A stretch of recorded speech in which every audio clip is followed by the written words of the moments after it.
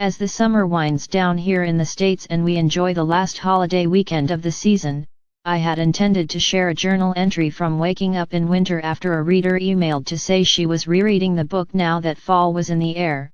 The book starts in September and autumn becomes a metaphor for midlife truth-telling and change. However, when I pulled the book out to search for an entry to include, I fell into my former life and kept reading.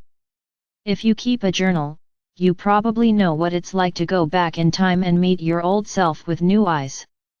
It's nostalgic, a bit unsettling, and inspiring when you've used self-reflection as a catalyst for change. And I have. As I read through the story of my life back then, what stood out most was what happened to the 4 regrets I feared having at the end of my life if I kept living the way I was living.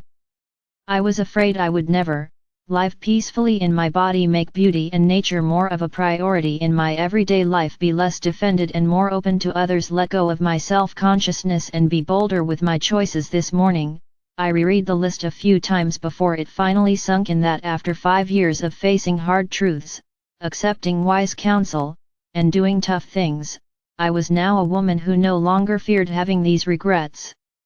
My life had changed. I had changed. And it was time to acknowledge and celebrate my success. That's the part we usually forget, to celebrate ourselves for how we've changed for the better regardless of what still needs our attention. Sound familiar?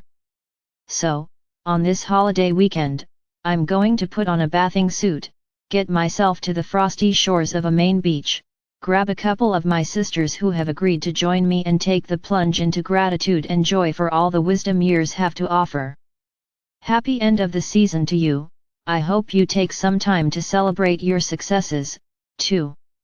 Love, Cheryl.